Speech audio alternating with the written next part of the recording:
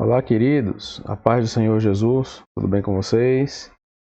É um privilégio, um prazer estar novamente com todos para falar um pouco da palavra de Deus e juntos aprendermos acerca de mais um tema, que é o apóstolo Paulo, plantador de igrejas. Estou nesse quarto trimestre de 2021 falando sobre a lição da CPAD, que nos fala sobre lições da vida e ministério do apóstolo dos gentios para a Igreja de Cristo. Desta feita, quero falar para você acerca da lição de número 7 e convidar você que ainda não é inscrito no canal, que se inscreva, ative o sininho das notificações, deixe o seu like, faça os seus comentários.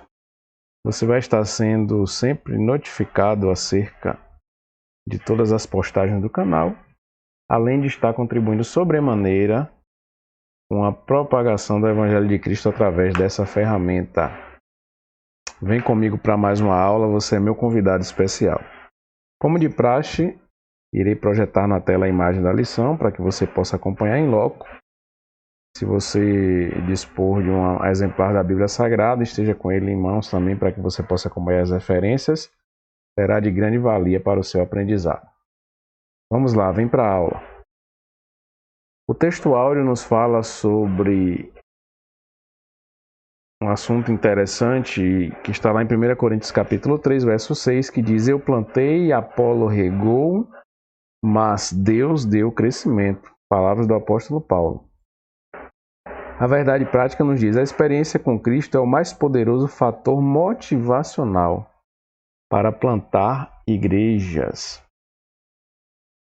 A leitura bíblica em classe, que vai de segunda a sábado, nos traz algumas informações importantes. Na segunda, igrejas plantadas em lugares onde Cristo não foi anunciado.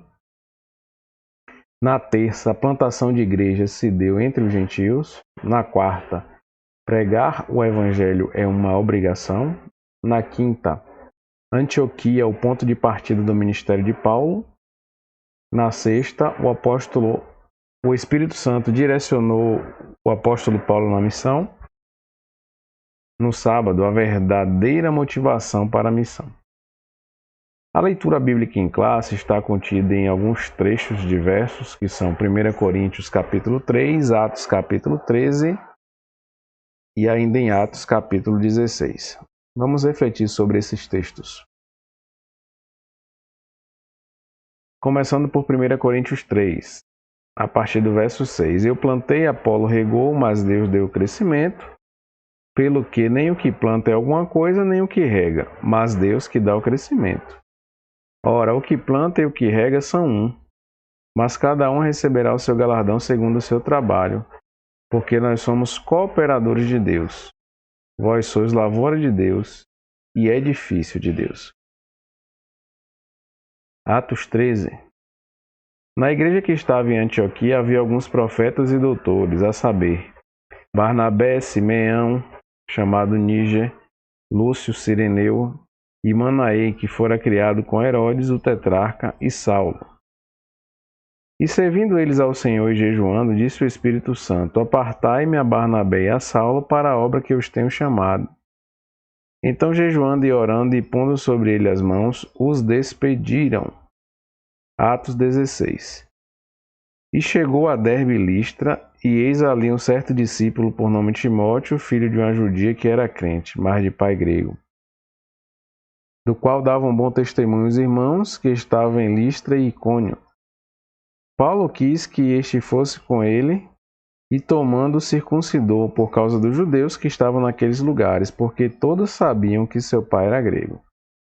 E quando iam passando pelas cidades, lhes entregavam para serem observados os decretos que haviam sido estabelecidos pelos apóstolos e anciãos em Jerusalém, de sorte que as igrejas eram confirmadas na fé a cada dia e cresciam em número. E Paulo teve de noite uma visão em que se apresentava um varão da Macedônia e lhe rogava, dizendo: Passa a Macedônia e ajuda-nos. E logo depois desta visão, procuramos partir para a Macedônia, concluindo que o Senhor nos chamava para lhes anunciarmos o Evangelho. Os hinos sugeridos são 53, 375 e 530 da harpa cristã. O objetivo geral dessa lição é motivar a igreja local para plantar mais igrejas. E os objetivos específicos são mostrar que Paulo foi um desbravador sob uma gloriosa obrigação, sinalizar Antioquia como ponto de partida para o crescimento da igreja e pontuar as características de um plantador de igrejas. Falando da introdução, é importante destacarmos alguns aspectos, pois iremos falar sobre o processo de implantação de igrejas que o apóstolo Paulo executou. Ele foi um desbravador e seu ponto de partida foi em Antioquia, quando de lá foi enviado para outras regiões do mundo, onde o evangelho foi pregado. Vamos falar também sobre as características do plantador de igreja local frente aos desafios atuais. Então, começaremos no tópico 1, Paulo desbravador sobre uma gloriosa obrigação. E dentro desse tópico 1 temos alguns aspectos como Paulo desbravador, uma gloriosa obrigação, plantação de igreja, uma parceria. Começando com o desbravador, que foi o apóstolo Paulo. Ele dedicou sua vida para proclamar o evangelho e cumprir a missão entre os gentios, porque Jesus para isso o chamou. Ele participou de forma intensa na implantação de igrejas e na expansão da fé cristã. Em pouco tempo ele conseguiu um êxito muito grande. Sua vida e ministério são um exemplo para nós e nos induzem a semear o evangelho e plantar igrejas em lugares onde as pessoas nunca ouviram falar das boas novas de Cristo. Esta é uma obrigação gloriosa, porque Paulo expressava isso nos seus escritos. Veja que em Efésios 3:1, ele diz: Eu, Paulo, sou prisioneiro de Jesus por vós, os gentios, ou seja, a minha responsabilidade e a minha obrigação estão pautadas naquilo que o Senhor me comissionou para fazer em relação a vocês, que é anunciar o Evangelho. Por isso ele tinha ousadia, coragem, precisão, de levar esse compromisso em frente. Veja que em 1 Coríntios 9,16 ele afirma: Pois me é imposta essa obrigação, e ai de mim, se não anunciar o Evangelho. Então perceba que o Espírito Santo impulsionava o apóstolo Paulo para cumprir essa missão. E a plantação de igreja era uma parceria, porque envolvia um trabalho duplo, de Deus e do homem, do Espírito Santo e do apóstolo.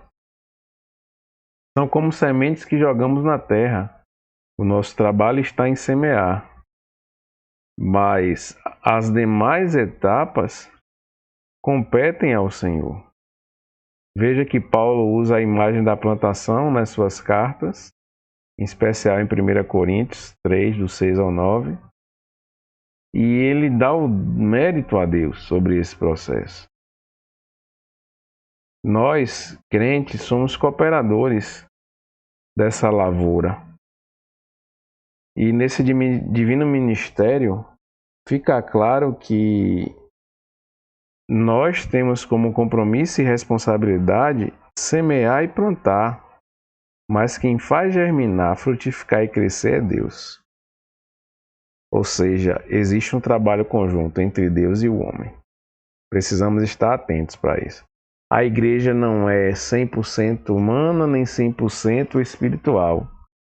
A igreja tem a sua parcela humana, que é o que nós desenvolvemos como homens chamados, e a sua parcela espiritual, que é aquela parte que Deus faz. Temos a igreja física como templo, estrutura, agrupamento de pessoas, e a igreja espiritual, que é a noiva do Cordeiro, a igreja santa, pura, imaculada, que irá herdar as mansões celestiais. Então precisamos entender o equilíbrio dessa balança. Ao falar do tópico 2, iremos tratar sobre Antioquia, que foi o ponto de partida para o crescimento da igreja. Ela era uma igreja missionária, e dentro dessa perspectiva, irei falar sobre a primeira viagem e a segunda viagem missionária do apóstolo Paulo, ambas registradas na Bíblia Sagrada. Primeiro, a igreja de Antioquia era rica em líderes. Podemos observar isso em Atos capítulo 13. Nela havia profetas e doutores, e o texto cita Barnabé, Simeão, conhecido como Níger, Lúcio de Cirene, Manaém e o próprio Saulo. Então, Antioquia foi um ponto de partida para a obra de Deus, de implantar igrejas entre os gentios.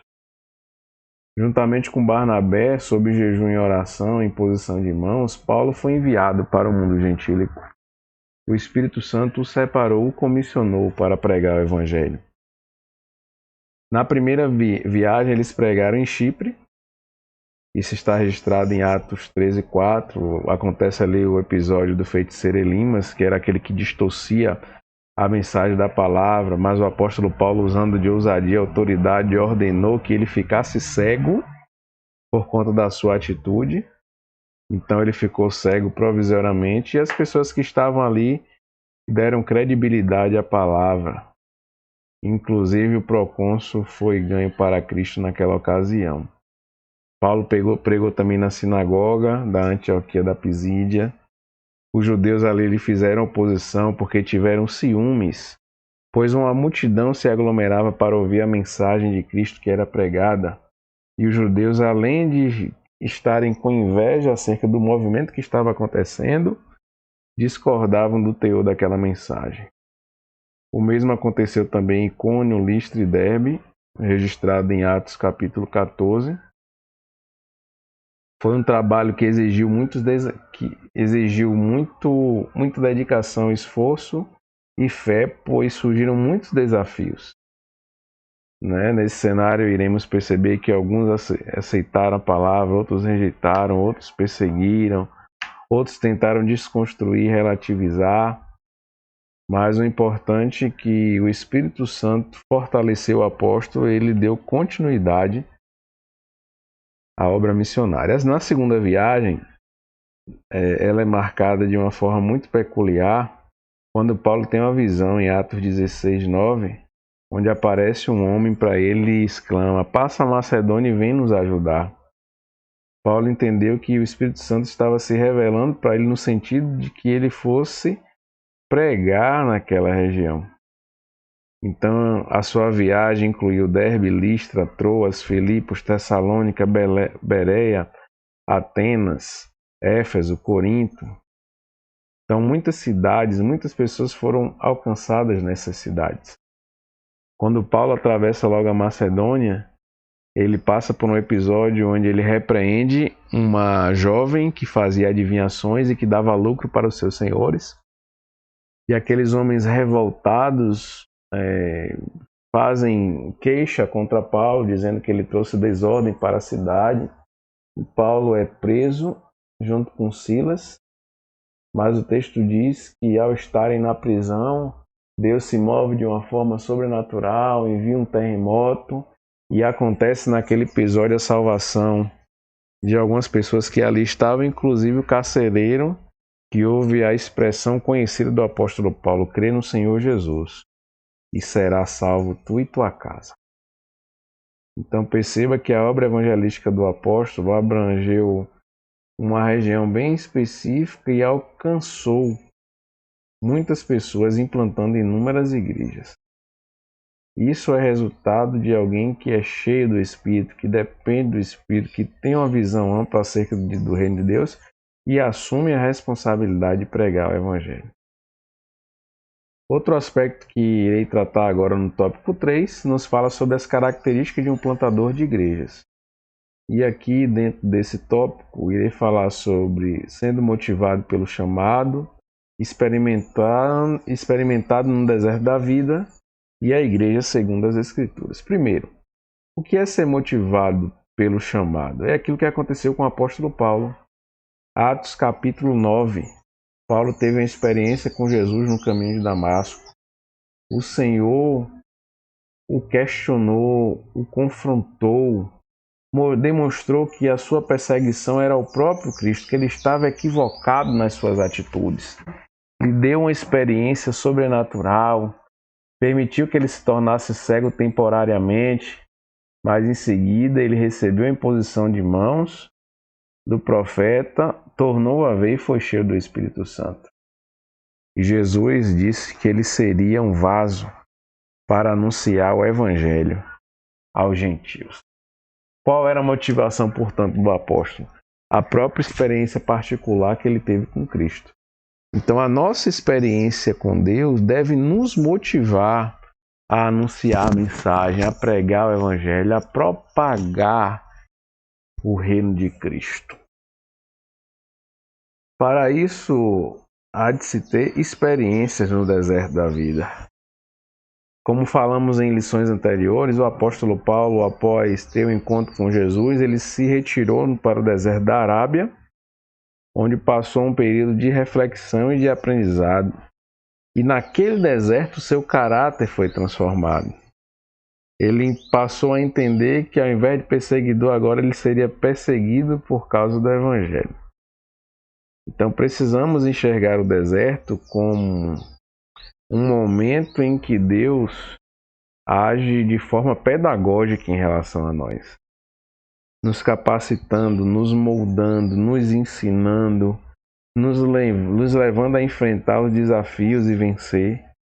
Porque pregar o Evangelho e plantar a igreja se constituem desafios. E só iremos conseguir alcançar e vencer se formos moldados, se formos aprovados após passarmos pelo deserto. São experiências que nós adquirimos ao longo da vida, onde Deus tem a oportunidade de forjar o nosso caráter. Um outro aspecto é igreja segundo a Escritura. Precisamos levar em conta as Sagradas Escrituras em relação a esse projeto de implantar igrejas. Porque a igreja local é o lugar onde fomentamos um relacionamento pessoal com Deus, onde há amor pelo pecador, onde há batismo no Espírito Santo, onde há manifestação dos dons espirituais e ministeriais, além de serviço. Há de se manifestar autoridade para expulsar demônios, curar enfermos. Há o momento de se pregar a palavra de Deus com ousadia e autoridade para edificar a vida das pessoas. Há de se cultivar uma vida de oração. Então, a igreja segundo as Escrituras, ela precisa cumprir requisitos que estão diretamente explícitos na própria palavra de Deus. Essa igreja é a igreja que batiza em nome do Pai, do Filho e do Espírito Santo, onde nós partilhamos da Santa Ceia do Senhor, onde nós aguardamos a volta do Senhor Jesus. Não podemos perder de vista esse aspecto. Igreja não é empresa, igreja não é negócio, igreja não é comércio, igreja é casa de Deus. Jesus disse: a minha casa será chamada casa de oração. E o perfil da igreja deve ser o perfil estabelecido pela palavra de Deus. Porque a palavra de Deus é a nossa regra de fé e prática. É a palavra de Deus que nos conduz, é a palavra de Deus que nos ensina, é a palavra de Deus que nos edifica, é a palavra de Deus que nos molda. Portanto, a igreja deve ser implementada de acordo com as sagradas Escrituras. Podemos concluir que muitos episódios na vida do apóstolo Paulo aumentaram sua visão para expandir a igreja por todas as partes. E essa é a vontade de Deus, que vidas sejam chamadas por Ele para se tornarem plantadoras de igrejas. Precisamos amar a proclamação da palavra de Deus, para quem a não conhece, e formar uma igreja local que glorifique a Deus e viva com fidelidade ao Senhor. Portanto, irmãos, essa é a conclusão. Espero que você guarde no seu coração essa palavra e que ela possa gerar frutos de bênção e de vitória sobre a sua vida. Foi um grande prazer estar com você mais uma vez. Espero você para nos encontrarmos e falar acerca da lição de número 8. Estamos caminhando para o final de mais um ano, para o final de mais um trimestre, e o Senhor tem nos edificado e nos abençoado através da sua palavra, e vamos permanecer firmes, constantes, sempre abundantes na obra do Senhor, porque o nosso trabalho não é vão, Senhor. Que Deus te abençoe, um grande abraço, tenha uma semana vitoriosa na presença do eterno Deus.